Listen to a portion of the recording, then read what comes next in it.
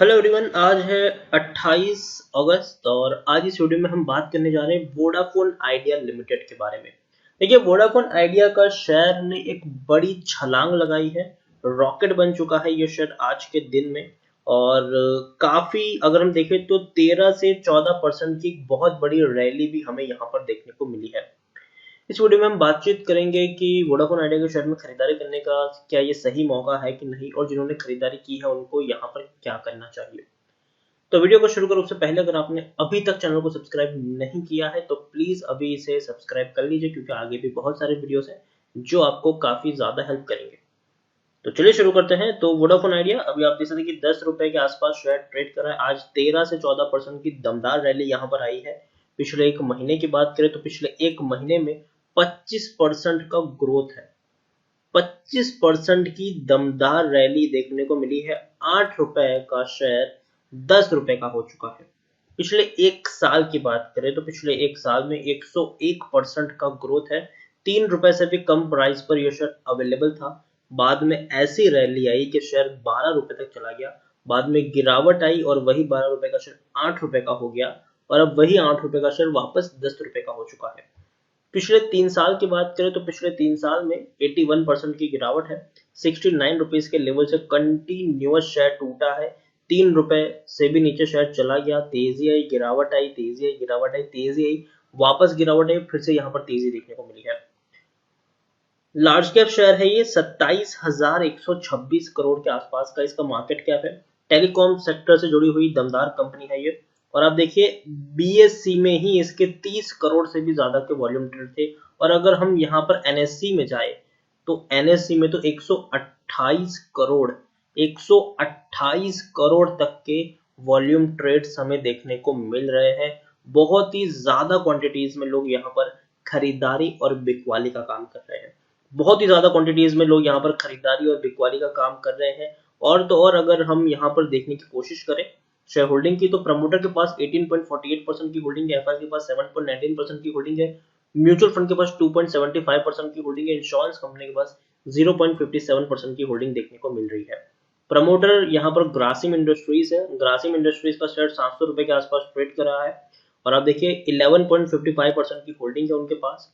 एक भी शेयर गिरवी नहीं है। 30 म्यूचुअल फंड स्कीम ने पैसा लगाया है। 210 एफआईएस यहाँ पर इन्वेस्टेड है। और इंडिविजुअल इन्वेस्टर होल्डिंग 11.53% के आसपास देखने को मिली है। आखिरी बार 2016 में इसने डिविडेंड पे किया था, उसके बाद कोई डिविडेंड भी पे नहीं किया है। वोडाफोन आइडिया की अगर हम बात करें, आप गूगल में सर्च भी कर लोगे तो वोडाफोन आइडिया में देखिए काफी सारी दिक्कतें यहाँ पर चल रही है। सबसे पहली दिक्कत तो ये है कि वोडाफोन आइडिया के जो कस्टमर्स हैं वो वोडाफोन आइडिया को छोड़कर बाकी नेटवर्किंग में स्विच हो रहे हैं। एक जो लेटेस्ट रिपोर्ट निकलकर सामने आई थी उसमें यह है कि एयरटेल और वोडाफोन आइडिया को काफी बड़ा नुकसान हुआ है। 94 लाख कस्टमर्स उनको छोड़कर जियो और बीएसएनएल में गए। भैया, बीएसएनएल के कस्टमर बढ़ चुके हैं कंपेयर टू, अगर हम देखें पिछले कुछ क्वार्टर्स में, तो बीएसएनएल के कस्टमर्स बड़े हैं और जियो के तो भैया बड़े ही बड़े हैं।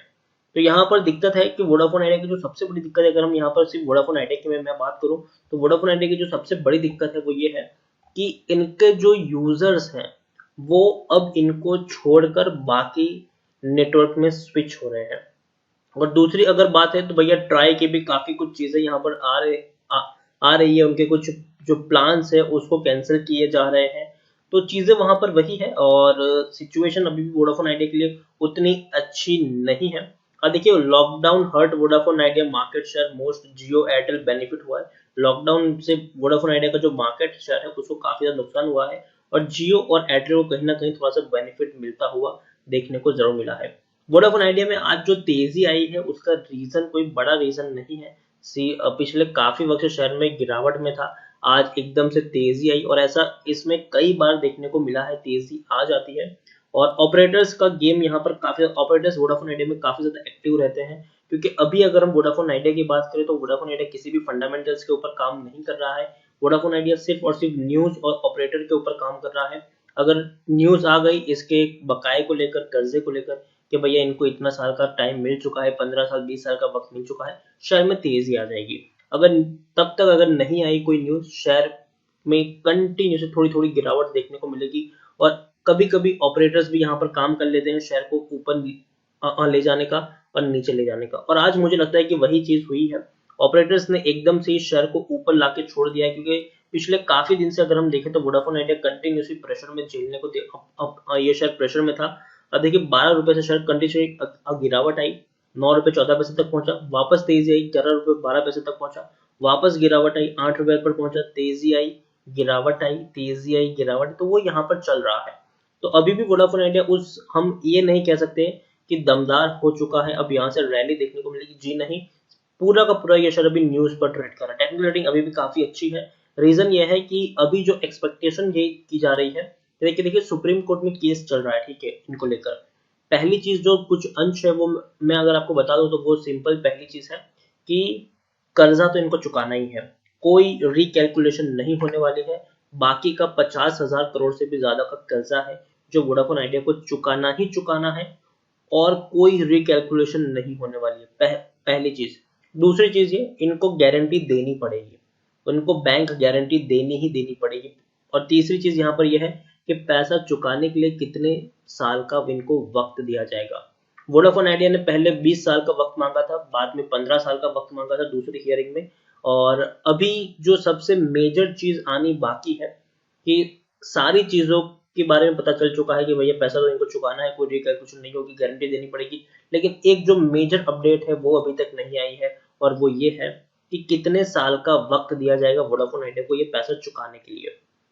तो जिस दिन हियरिंग होगी, अब नेक्स्ट हियरिंग, तो उम्मीद करते हैं कि वहां पर इसके बारे में बता दिया जाए। पिछले 2 हियरिंग से हम लोग ये बात की उम्मीद कर रहे थे कि अब आज बताएंगे, लेकिन अभी भी उसके बारे में कोई अपडेट नहीं आई है। तो उम्मीद करते हैं कि नेक्स्ट अपडेट जल्दी आ जाए इनकी हियरिंग की।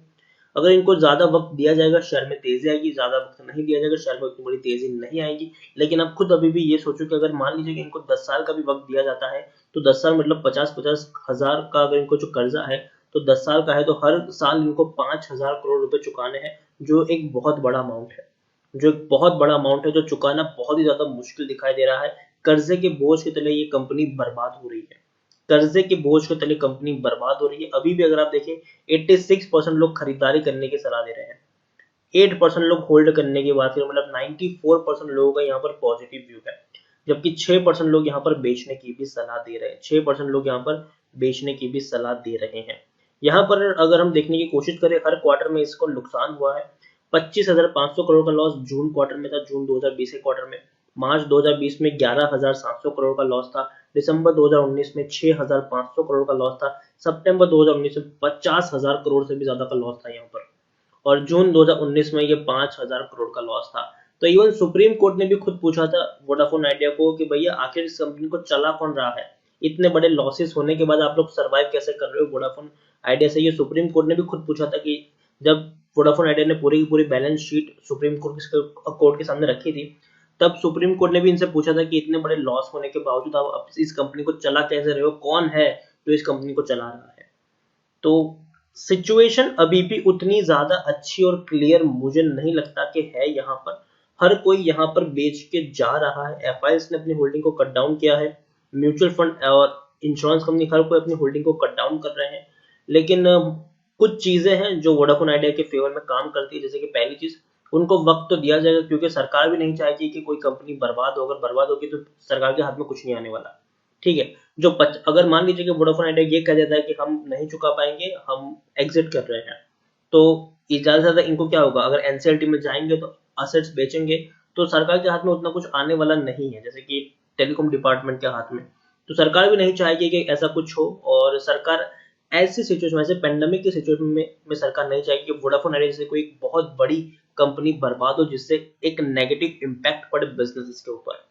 तो पहली चीज ये कि किसी ना किसी तरीके से वोडाफोन आइडिया को मुझे नहीं लगता कि डूबने दिया जाएगा। आने वाले कुछ महीनों तक, कुछ सालों तक कंपनी चलती रहेगी, कोर्ट केस में एक के बाद एक नई हियरिंग आपको देखने को मिलती रहेंगी, लेकिन मुझे नहीं लगता कि कंपनी बर्बाद हो सकती है।